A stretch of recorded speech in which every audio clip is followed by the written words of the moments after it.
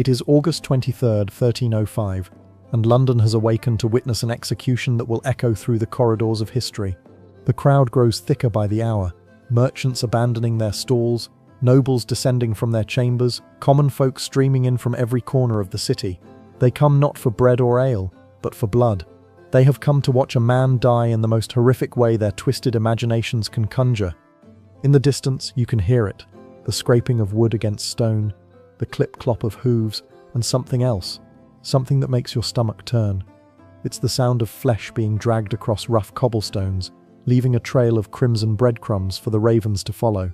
The crowd parts like a diseased sea, and there, bound naked to a wooden hurdle, being pulled behind a horse, is William Wallace, the man who dared to dream of a free Scotland, now reduced to raw meat being delivered to the slaughter.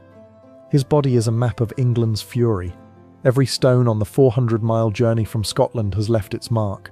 His skin hangs in ribbons, his back is a checkerboard of wounds, and yet his eyes, God help us all. His eyes still burn with defiance. Even now, even as the crowd spits and throws filth at his broken form, William Wallace refuses to break. Before we dive into these forgotten stories of survival and suffering, if you enjoy discovering the hidden truths of history, consider liking and subscribing for more content like this. And please comment below to let me know where you are listening from. I find it amazing that we are exploring these ancient stories together from different parts of the world, connected across time and space by our shared curiosity about the past. To understand the horror that awaits Wallace in these final moments, we must journey back 35 years to a Scotland that once knew peace. The year is 1270, and in the rolling green hills of Renfrewshire, a child is born to Sir Malcolm Wallace, a minor landowner whose greatest aspiration is to tend his fields and serve his lord. They name the boy William, never suspecting that this infant will one day have the most powerful king in Europe baying for his blood. Young William grows tall and strong in the shadow of the Scottish Highlands. He learns to read and write, a luxury for most men of his station, studies Latin with the monks, and develops a mind as sharp as any blade. But it's his physical prowess that sets tongues wagging. By his 20th year, William Wallace stands nearly 6.5 feet tall, a giant among men, with shoulders broad enough to carry the weight of a nation's hopes and hands, powerful enough to wield a 6-foot sword with deadly precision. Scotland in William's youth is a realm blessed by peace. King Alexander III rules with wisdom and strength, and the land prospers, markets bustle, harvests flourish, and the people sleep soundly in their beds. But fate, that cruel mistress, has other plans. In 1286, on a storm-lashed night that seems torn from the pages of prophecy, Alexander III rides his horse over a cliff near Kinghorn. With his death, Scotland's golden age crumbles to dust. The throne passes to Margaret, the Maid of Norway, a 3-year-old child who has never set foot on Scottish soil. For 4 years, the realm hangs in precarious balance, ruled by regents and riddled with intrigue. Then, in 1290, young Margaret dies during her voyage to claim her inheritance. Scotland finds itself without a king, without direction, and about to make a decision that will drench the land in blood for generations. Enter Edward Longshanks, Edward I of England, a man whose very nickname speaks to his imposing physical presence. Standing 6 feet 2 inches tall in an age when most men barely reached 5.5 feet, Edward is a warrior king who has spent his life conquering. Wales has already felt the crush of his iron fist, and now his hungry eyes turn north to Scotland. When the Scottish nobles, desperate to avoid civil war, invite him to arbitrate between the competing claimants to their throne, they unknowingly invite the wolf into the fold. Edward's choice is John Balliol, a weak man whom the English king believes he can control like a puppet on strings. But Edward's ambitions extend far beyond king-making. He demands that Scottish nobles pay homage to him directly, that Scottish legal disputes be appealed to English courts, and that Scottish knights serve in his foreign wars. Each demand is a tightening noose around Scotland's neck. By 1296, even the spineless Balliol can tolerate no more humiliation. He attempts to assert Scotland's independence, forming alliances with France and renouncing his vassalage to Edward. The English king's response is swift and merciless. His armies pour across the border like a plague of locusts, and the first city they encounter, Berwick-upon-Tweed, becomes a testament to English fury. The sack of Berwick is so thorough, so absolute in its brutality, that it sears itself into the Scottish national consciousness. Edward's soldiers don't merely defeat the defenders, they butcher every living soul they can find. Men, women, children, infants, still suckling at their mothers' breasts, all fall beneath English steel. The chroniclers speak of rivers running red, of bodies stacked like cordwood, of a silence so complete that even the ravens refuse to sing. 17,000 souls perish in a single day, their only crime being born on the wrong side of an invisible line. This is the Scotland that shapes William Wallace. This is the crucible of fire and blood that forges his steel-hard resolve. When Edward strips Baliol of his crown and crown jewels, forces him to perform public penance in his undergarments, and declares himself overlord of Scotland, young William watches from the shadows. When Scottish nobles bend the knee and sign the Ragman roll, swearing fealty to their conqueror, William's jaw tightens with disgust. When English administrators begin parcelling out Scottish lands to their cronies, treating the proud kingdom like spoils of war, something fundamental breaks inside the young giant from Renfrewshire. The spark that ignites Wallace's rebellion comes in May 1297, and like so many moments that change history, it begins with something small and personal. The exact details are lost to time. Perhaps it was the murder of his beloved Marion Braidfute, as later poems claim. Perhaps it was simply witnessing one injustice too many. But when William Wallace draws his sword against William Heselrigg, the English sheriff of Lanark, he crosses a line from which there can be no retreat. The killing of Heselrigg sends shockwaves throughout occupied Scotland. Here, finally, is a man willing to spill English blood. Here is someone who refuses to bow, who looks at Edward Longshanks's seemingly invincible war machine and says, "No more." The response is immediate and electric. Men begin disappearing from their fields and workshops, slipping away into the forests and hills to join Wallace's growing band of rebels. But William Wallace is no mere bandit chief. He possesses something that transforms scattered resistance into organized rebellion.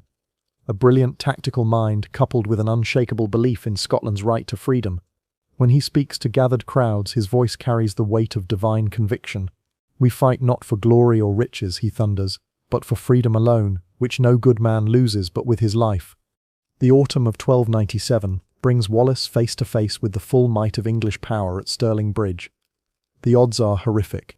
Perhaps 6,000 Scots against 15,000 English troops, including the finest heavy cavalry in Europe. The English commanders, John de Warenne and Hugh de Cressingham, are so confident of victory that they treat the battle as little more than a training exercise. They watch from across the River Forth as Wallace and his co-commander Andrew Moray position their forces on the high ground of Abbey Craig. What follows defies every military textbook of the age. Wallace waits with the patience of a spider as the English begin crossing the narrow bridge. The crossing takes hours. Cavalry, infantry, baggage trains all funnel across the slender span in a long, vulnerable column. Any conventional commander would attack immediately, but Wallace understands something his enemies do not. Timing is everything.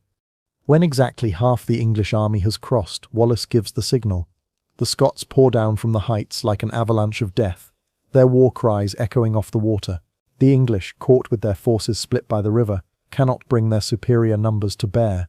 The bridge becomes a bottleneck of terror, as fleeing soldiers trample their own comrades in their desperation to escape. Hugh de Cressingham, Edward's treasurer in Scotland, and a man hated for his cruelty and greed, falls early in the fighting. The Scots, in a gesture that speaks to their seething rage, flay his corpse and fashion his skin into belts and purses, a grotesque trophy of their victory. By day's end, the supposedly invincible English army lies shattered, and William Wallace has achieved the impossible. The victory at Stirling Bridge transforms Wallace from rebel to national hero overnight. He is appointed Guardian of Scotland, the kingdom's de facto ruler, and for a brief shining moment, it seems as though David truly has slain Goliath. Wallace leads raids into northern England, returning the brutality visited upon Scotland with interest. English civilians flee their homes as Scottish warriors torch everything in their path. The psychological impact is devastating. If William Wallace can defeat England's finest, what other impossibilities might come to pass? But Edward Longshanks is no ordinary adversary. The man who conquered Wales, who has spent his entire life in warfare, who earned his fearsome reputation on crusade in the Holy Land, does not forgive such humiliation. He abandons his campaigns in France, recalls his finest knights, and begins assembling an army whose sole purpose is the complete and utter destruction of William Wallace. The two forces meet again at Falkirk on July 20, 1298, and this time the English king takes no chances. He has learned from Stirling Bridge, has studied his enemy's tactics, and brings overwhelming force to bear. Wallace, for all his tactical brilliance, cannot work miracles. His army, largely composed of spearmen with little training, faces the cream of English knighthood backed by Welsh longbowmen whose arrows can pierce armour at 200 yards. The battle is a massacre. The Scottish schiltrons, dense formations of spearmen with pikes pointed outward like giant hedgehogs, hold firm against the English cavalry charges, but they cannot protect themselves from the arrow storm that rains down from above. Welsh longbowmen, positioned with surgical precision, pour thousands of arrows into the packed Scottish ranks. Men fall by the hundreds, their screams lost in the thunder of hoofbeats and clashing steel. When the schiltrons finally break, the English cavalry pours through like water through a cracked dam. John de Graham, Wallace's closest friend and most trusted lieutenant, dies fighting to the last, his body pierced by dozens of wounds. The Scottish army disintegrates, leaving the field carpeted with their dead. Wallace himself barely escapes, his dreams of independence seemingly crushed beneath English steel. Falkirk marks the beginning of Wallace's darkest chapter. Forced to resign as guardian, abandoned by nobles who now see him as a liability rather than an asset, he becomes a man without a country. Some sources suggest he travels to France, seeking support from Philip IV in his struggles against Edward. Others place him in Rome, pleading Scotland's case before Pope Boniface VIII. What we know for certain is that William Wallace becomes a ghost, a legend whispered about in taverns but nowhere to be found. Years pass. Other men take up the banner of Scottish resistance. Robert the Bruce, once a collaborator with the English, begins his own campaign for the crown. John Comyn, Wallace's rival for leadership, makes his own accommodations with the occupiers. Scotland's nobility, ever pragmatic, adapts to the new reality of English rule. But Edward Longshanks does not forget. He cannot forget. Somewhere in the shadows lurks William Wallace, the man who humiliated him at Stirling Bridge, and until that man is dead, England's victory remains incomplete. The end comes in August 1305, not through glorious battle but through the basest form of betrayal. John Menteith, a Scottish knight who has sold his soul for English gold, lures Wallace to a meeting near Glasgow. Perhaps Menteith promises aid for a new uprising. Perhaps he offers intelligence about English troop movements. The exact details matter little. What matters is that William Wallace, exhausted by years of hiding, desperate for any chance to strike back at his enemies, walks into a trap that will cost him everything. When English soldiers surround him, Wallace's first instinct is to fight. But he is alone, outnumbered, and the years of constant flight have taken their toll. The giant who once strode across battlefields like a force of nature finds himself bound with chains, a prize to be delivered to his greatest enemy. The journey to London is designed as much for humiliation as transportation. Wallace is paraded through every major town, displayed like a captured beast for the entertainment of English crowds. Children throw stones at his cage, adults hurl filth and curses. Each mile takes him further from the land he fought to free, and closer to the agony that awaits. Edward Longshanks could have simply hanged Wallace and been done with it. A quick drop, a snapped neck, and Scotland's greatest hero would be silenced forever. But Edward is not interested in mere execution.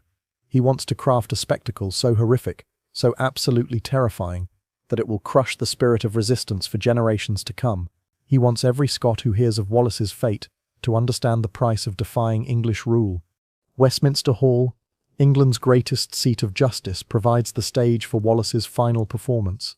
The hall itself is a monument to English power, its massive oak roof soaring nearly 100 feet overhead, its stone walls carved with the heraldic symbols of conquering kings.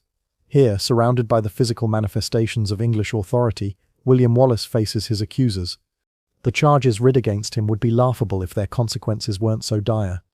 Treason against King Edward, though Wallace has never sworn fealty to the English crown. Murder and robbery, though the men he killed were occupying soldiers, and the wealth he took was used to fund Scotland's liberation. Sacrilege, though his only sin was refusing to bow before false authority. When given the chance to speak, Wallace's response rings through the hall with the force of thunder.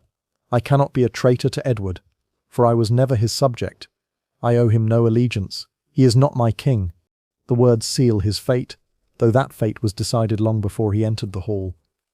The judges, their verdict predetermined, pronounce the sentence that will transform William Wallace from man to martyr, to be hanged, drawn, and quartered. Even in medieval England, renowned for its creative cruelty, this punishment represents the absolute pinnacle of judicial savagery, reserved exclusively for traitors, and exclusively for men, as the law deems it too indecent to inflict such torments on women. It is designed not merely to kill, but to destroy utterly. The condemned man will experience multiple deaths, each one more agonizing than the last, until nothing remains but scattered pieces for the ravens. The morning of August 23rd, 1305, dawns grey and oppressive. London has been buzzing with anticipation for days. Vendors hawk meat pies and ale to the gathering crowds. Nobles arrange for the best viewing positions. Children who should be at their lessons instead press forward for a glimpse of the famous prisoner. The bloodlust is palpable, a tangible thing that seems to thicken the very air. At Westminster Hall, Wallace is stripped naked and bound to a wooden hurdle, a crude sledge used for dragging heavy loads. The symbolism is deliberate. He is no longer a man deserving of basic dignity, but cargo to be transported to its destination.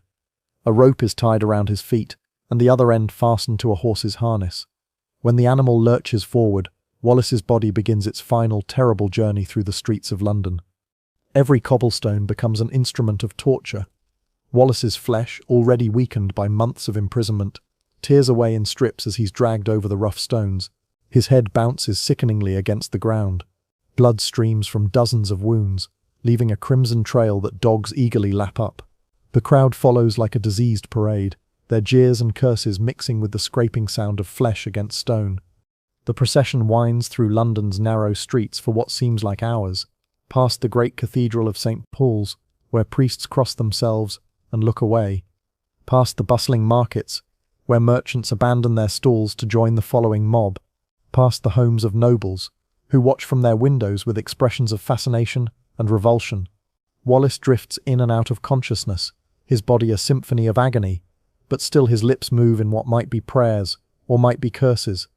Smithfield, the execution ground, spreads before them like an amphitheatre of death. Known as the elms for the great trees that dot its expanse, it has witnessed countless executions over the centuries, but none quite like this. A platform has been erected in the centre of the field, surrounded by crude wooden barriers to keep the crowd at a manageable distance. Ropes and pulleys dangle from a wooden framework like the rigging of some hellish ship. Braziers burn hot and ready, their flames dancing with eager anticipation. The executioner waits beside his instruments, like a craftsman preparing for his masterpiece. He is a professional, chosen for his skill in prolonging life rather than ending it quickly. His job is not merely to kill William Wallace, but to orchestrate a performance of suffering that will be remembered for centuries. The first phase of the execution, the hanging, begins immediately. Wallace, barely conscious from his ordeal in the streets, is hauled upright and positioned beneath the gallows. A rough hemp rope, thick as a man's thumb, is looped around his neck with practiced efficiency. The crowd falls silent, their bloodlust temporarily satisfied by the anticipation of what's to come. But this is not the merciful hanging of ordinary criminals, where a swift drop snaps the neck and brings quick death. Instead, Wallace is slowly hoisted into the air until his feet dangle inches from the ground. The rope constricts around his throat like a living thing, cutting off his breath but not his circulation. His body convulses as it fights for air that will not come. His face turns purple, then blue, his eyes bulging from their sockets as pressure builds in his skull. The crowd watches in fascination as Wallace's powerful frame writhes and spasms. Some cheer each convulsion. Others place bets on how long he'll survive. Children, lifted onto their father's shoulders for a better view, point and laugh at the dancing man. Minutes pass, long, terrible minutes where Wallace hovers on the very edge of death, his brain starved of oxygen but his heart still beating. Just as unconsciousness begins to claim him, the executioner gives a signal. Wallace is lowered back to the platform, the rope loosened just enough to allow precious air back into his lungs. His body spasms as he gasps desperately, his chest heaving like a bellows. But there will be no rest, no merciful fade into darkness. The worst is yet to come. The second phase, the drawing, or disembowelment, begins while Wallace still struggles to breathe. Sharp knives flash in the morning sun as the executioner makes the first cuts. The blade slides beneath Wallace's ribs with surgical precision, opening his abdomen from sternum to pelvis. Blood pours onto the platform, creating crimson pools that steam in the cool air. Wallace's eyes snap open as the pain cuts through his semi-consciousness like lightning. A scream tries to tear from his throat, but the damaged larynx can produce only a strangled wheeze. His body arches against the ropes that bind him as the executioner reaches inside his body cavity with practiced hands. What follows defies every natural law of human endurance. The executioner, working with the methodical patience of a surgeon, begins removing Wallace's internal organs while he still lives. First the stomach, uncoiling like a grey snake as it's pulled from his body. Then the intestines, yard after yard of them glistening and steaming as they're dragged into the morning air. The crowd roars its approval as each organ is held high before being cast onto the waiting fires. The smell of burning flesh mingles with the metallic tang of blood and the acrid smoke from the braziers. Many in the crowd cover their faces with cloth, but they do not look away. They cannot look away. This is spectacle beyond their wildest imaginings, a display of state power that reduces a man to his component parts while thousands watch and cheer. But even this is not the end of Wallace's ordeal. The final indignity, castration, awaits. The executioner's blade flashes once more, and Wallace's manhood is severed with a single, efficient cut. The crowd's roar reaches a fever pitch as the bloody trophy is held aloft before being thrown onto the flames. The symbolism is unmistakable. This is what becomes of those who would dare challenge English authority. Somehow, impossibly, Wallace still lives. His body, reduced to a hollow shell, continues to fight for each breath. His eyes, though clouded with pain and approaching death, still hold that spark of defiance that has carried him through years of struggle. Even now, even as his life ebbs away drop by drop, William Wallace refuses to break. The final act, the quartering, must wait until death finally claims him. But when it comes not with surrender but with something that might almost be called triumph. Wallace's lips move one final time, forming words that only he can hear. Perhaps it's a prayer, perhaps it's a curse upon his enemies, perhaps it's simply the name of the land he died trying to free, Scotland. When the great heart finally stops beating, the executioner steps forward to complete his grisly work. Sharp axes rise and fall with mechanical precision, separating Wallace's limbs from his torso with wet, meaty sounds that echo across the suddenly silent field. The head, that proud head that never bowed to English authority, is severed with a single stroke and held high for all to see. The crowd, sated at last by the spectacle they've witnessed, begins to disperse. But Wallace's journey is not yet over. His head, preserved in tar to prevent decay, is mounted on a spike atop London Bridge, the first head ever to decorate that famous crossing. His 4 limbs are dispatched to the corners of his homeland, one to Newcastle, one to Berwick, one to Stirling, and one to Perth. Each serves as a warning to any who might consider following Wallace's example. Edward Longshanks believes he has won the ultimate victory. The man who dared defy him has been not merely killed, but obliterated, his body scattered to the winds like dust. Surely, the king reasons, no one who witnesses such a fate would dare risk similar treatment. Surely the spirit of Scottish resistance has been crushed forever. But tyrants throughout history have never understood a fundamental truth about martyrdom. The death of the body can give birth to something far more powerful than any single man. Even as Wallace's remains rot on their spikes, something stirs in the Scottish heart. The brutality of his execution, rather than cowing the people into submission, awakens in them a fury that will burn for generations. Within months of Wallace's death, Robert the Bruce murders his rival John Comyn in a church and declares himself King of Scotland. The Wars of Independence, far from ending with Wallace's execution, enter a new and even more savage phase. At Loudon Hill, at Bannockburn, at a dozen other battlefields, Scottish warriors carry Wallace's name into battle like a banner. For Wallace becomes their war cry, and the sound of it strikes terror into English hearts. Edward Longshanks himself will never see Scotland subdued. He dies in 1307, just 2 years after Wallace's execution, his final words allegedly commanding his son to boil the flesh from his bones and carry them at the head of every English army until Scotland is conquered. But his son Edward II proves to be made of far weaker stuff than his legendary father. Under his ineffectual leadership, the English grip on Scotland loosens until it snaps entirely. The final irony comes in 1320, when Scottish nobles gather to sign the Declaration of Arbroath, perhaps the finest statement of national independence ever penned. Its words echo across the centuries with the same defiant spirit that William Wallace carried to his death. As long as but 100 of us remain alive, never will we on any conditions be brought under English rule. It is in truth not for glory, nor riches, nor honours that we are fighting, but for freedom, for that alone which no honest man gives up but with life itself. William Wallace never lived to see his dream of Scottish independence fulfilled, but his sacrifice planted the seeds that would eventually flower into freedom. His execution, intended as the ultimate demonstration of English power, instead became the catalyst for everything Edward Longshanks sought to prevent. In the end, Perhaps that is Wallace's true victory. The man who died in agony at Smithfield, his body torn apart and scattered to the winds, achieved through his death what he could not accomplish in life. He became immortal, not in flesh but in the undying spirit of a people who refused to bow to any master but their own choosing. Today, more than 7 centuries after that grey morning in London, William Wallace's name still stirs hearts and quickens pulses. His story has been told and retold, each generation finding in it the inspiration they need for their own struggles. The body that was so brutally destroyed has long since returned to dust, but the idea it represented, that freedom is worth any sacrifice, that some principles are worth dying for, burns as brightly as ever.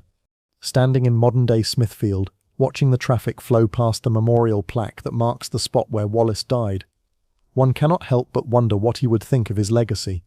Would he be pleased to know that his death sparked the very revolution he died trying to achieve? Would he be amazed to learn that his name is still spoken with reverence in the land he loved above his own life? Perhaps the answer lies not in speculation but in the simple fact that we still remember. In an age where fame is fleeting and heroes are quickly forgotten, William Wallace endures. His story continues to inspire those who face impossible odds, who stand alone against overwhelming power, who refuse to compromise their principles even when the cost is everything they hold dear. The brutal execution of William Wallace was meant to be the end of a story, the final chapter in the life of a troublesome rebel. Instead, it became the beginning of a legend that will outlive empires, a testament to the power of the human spirit to triumph even in defeat. In dying as he lived, unbroken, unbowed, and utterly defiant, William Wallace achieved the only victory that truly matters. He became immortal. And so the ghost of that tall man from Renfrewshire still walks among us, reminding us that some things are worth fighting for no matter the cost. In every act of courage against overwhelming odds, in every stand taken for principle over convenience, in every refusal to bow to unjust authority, the spirit of William Wallace lives on. The body they quartered and scattered to the winds has long since returned to dust.